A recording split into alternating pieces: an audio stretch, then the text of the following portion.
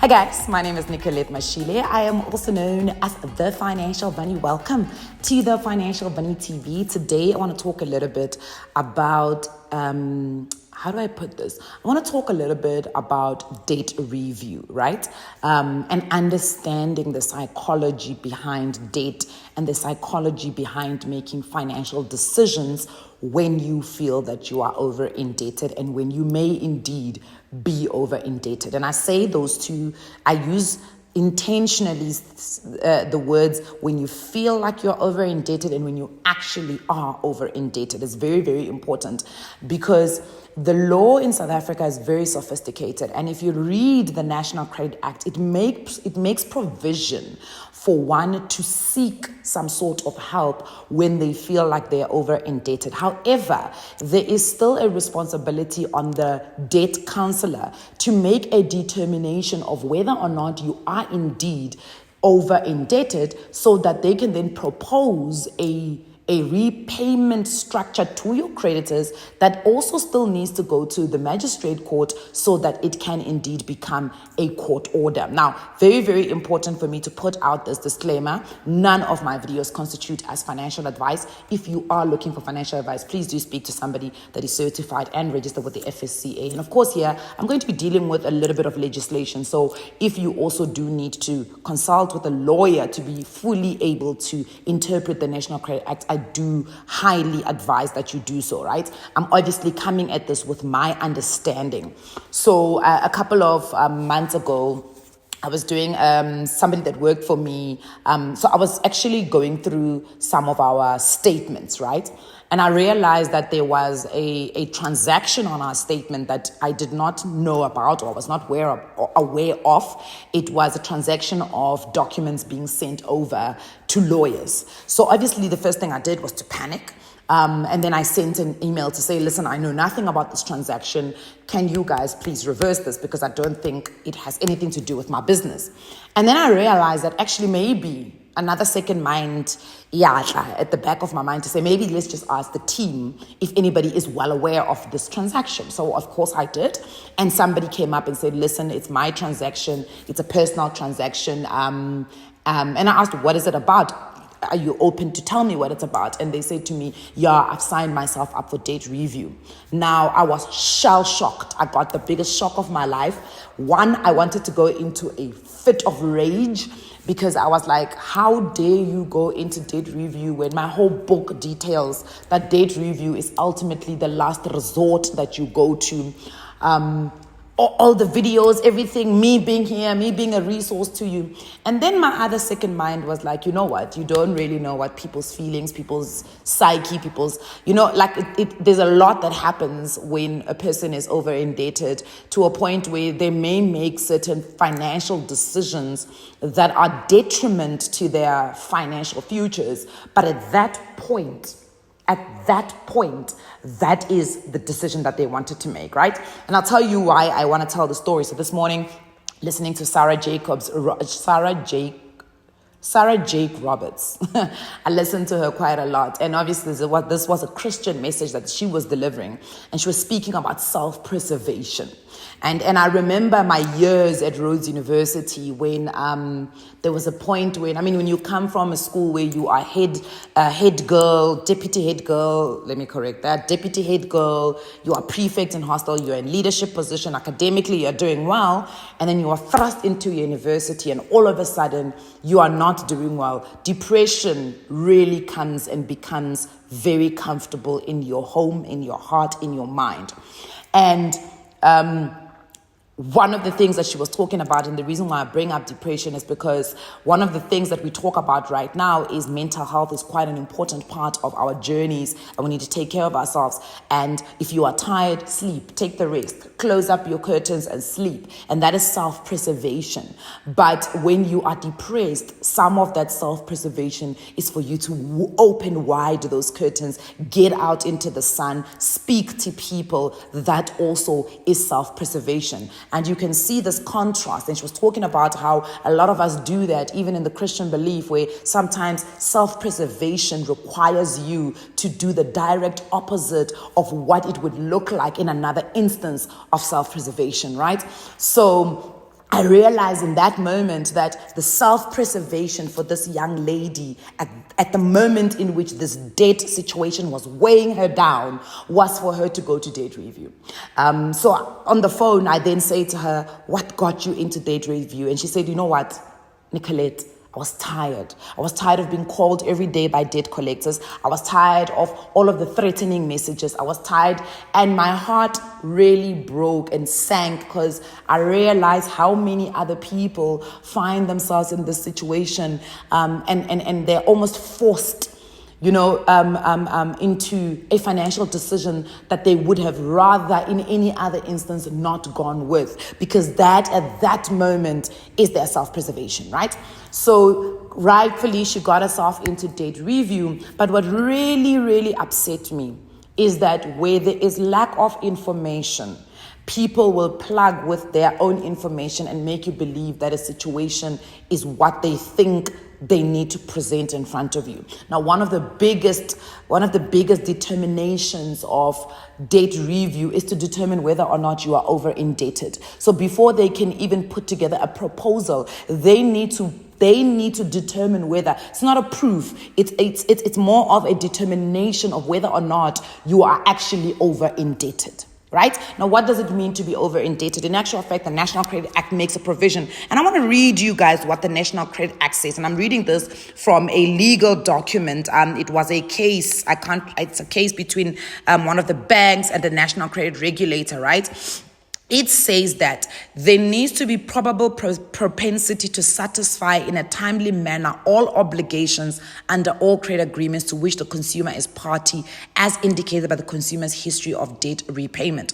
When a determination is to be made, then the determination needs to be made whether a consumer is over indebted or not. So basically in English, because I don't know what English that is, in English, they say, can you make all of your payments every single month? Can you repay all of your credit obligations every single month? If you cannot, right? But it's not just looking at the month to month. It's also looking at the balance that is outstanding on that loan, right? So when they look at all of that information and then they look at the history of how you've been paying, is there a determination of whether or not you are able to satisfy those credit agreements every single month? Now, they obviously you need to send a budget, right? And now I know how much this person earns every single month. And one of the big thing is that if you're going to work in our team, you need to submit also a budget so that we can see. I mean, it's never done. I ask for it, but it never gets done. And the reason why I ask for it is not to pry into people's personal lives, but it's to see whether, am I paying you enough? Are you living above your means? Do we need to do something to assist you to make additional amounts of money? And I'll give you an example. There was another young lady that worked for me. She actually worked in makeup, but the job I had hired her for was not makeup. It was to manage our community, our social media communities. And then I realized maybe I'm not paying her enough, so let me add on the makeup. And if she ever did makeup for me, that we would cost as part of, what she's going to actually be compensated. So those are the little things that we did that were quite important, right? But I realized that when I looked at her budget, what her income is, there probably was no over indebtedness. It was simply a season of living above her means that got her into this situation. But now there was also a life event that had happened. And that is why in some instances she had taken this loan, she had taken that loan. And in the determination of whether she was over indebted or not, one could have said she was over indebted, right? Because she was robbing Peter to pay Paul. So she was taking this loan to pay that loan, taking this loan to pay that loan. But ultimately, a majority of it was because she was living over her means in her living expenses. There were certain things that I feel she should have not needed to do, but that's obviously now a personal determination from me, right? So in any case, got herself into debt review, and I just felt that at that moment, there were many other things that could have been done. First and foremost, her debt was not even over 50,000 rand. It was not over 50,000 rand collectively. If you had to take all of the people that she owed, but she owed so many people. She had a personal loan, a credit card. I think she had, personal loan. She had a credit card. She had those payday loan people. She had a medical bill. and then she had something else. So I think there were 6 of them. And there were interventions that could have come that did not need to be debt review. Do you understand? Because at the end of the day, yes, debt review is important because it protects you from creditors. It protects you from yourself because you can't take up any more credit after you've taken it, right? So it does protect you to a certain extent, but it can really delay your progress when it comes to finances, because the issue that was at hand was not necessarily an issue of this person cannot service their debt. It was an issue of you are living beyond your means because you actually don't budget and you don't know what you are paying for every single month. And if it stares you in the face, you may just know what to do.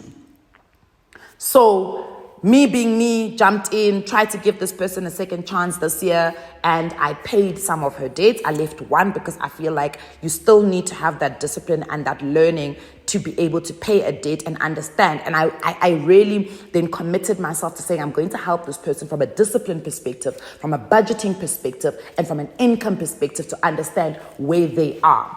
So what I'm trying to say is sometimes the self-preservation that you are looking for as a person in your finances is not always the first one that comes, but it may be the first one to save you, but don't get stuck in it.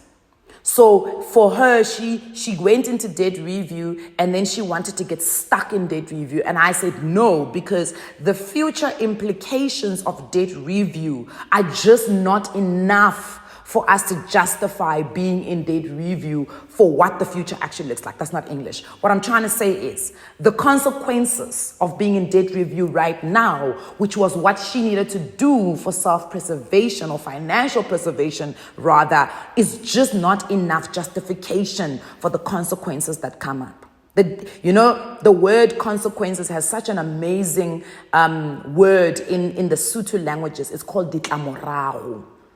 Ditlamorago is things that come after. So her going into debt review and me looking at, this child is 23 years old. You should not be in debt review at 23 years old. We should never get, and my thing is, some of the consequences that get her to a space where she's even owing so many people is also the reckless lending that is happening in the financial services sector. And the reality is, you yourself have a responsibility to recognize reckless lending when it happens. The problem is it's difficult to recognize that somebody is borrowing you in an irresponsible manner when you yourself need that money. So when I looked at her situation and I realized that the 2 other loans that came after, she was already in a very bad situation.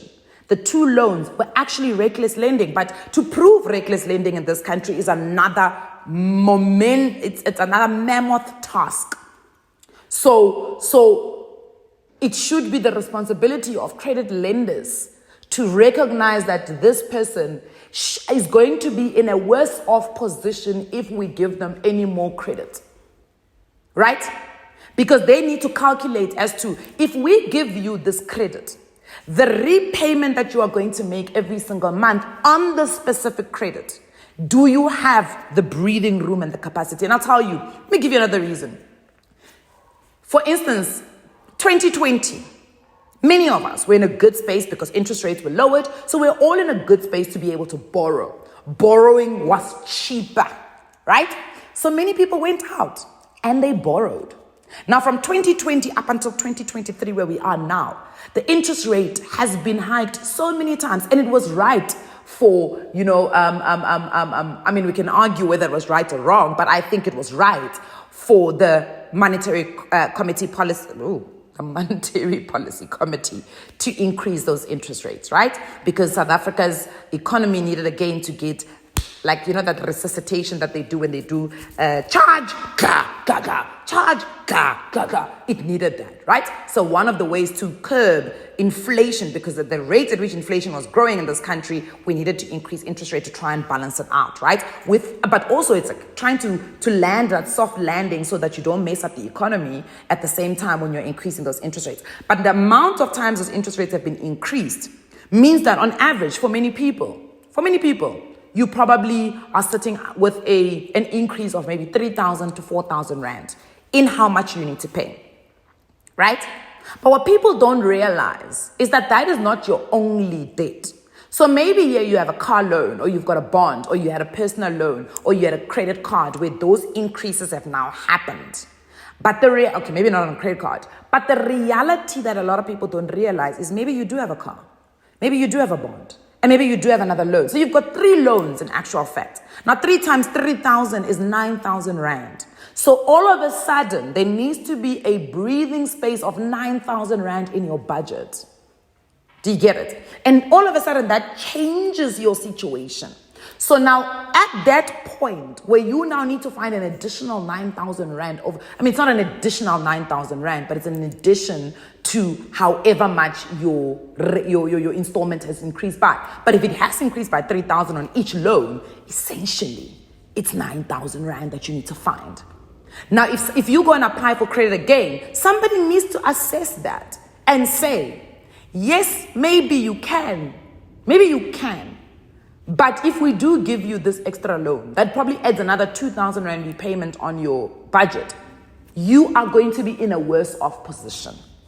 Now, you have a responsibility as the consumer to say, actually, yeah, I'm probably going to be worse off. But when you need the money, it's difficult for you to make that call. And that's why the credit lenders have that legal responsibility to make that call on your behalf.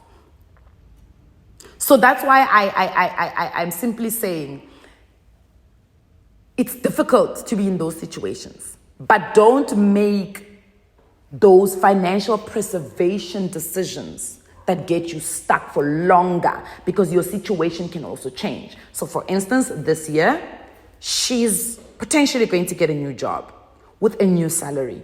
And all of a sudden, she may be able to meet all of those credit obligations every day or every month. But now she's stuck, or she would have been stuck in debt review. And that's why I got her out. It was important for me to get her out, because it is not right that a person who makes one financial decision should be stuck with it for so long, because at the moment where it needed to be made, at the moment where she needed to breathe, that was the decision that she made.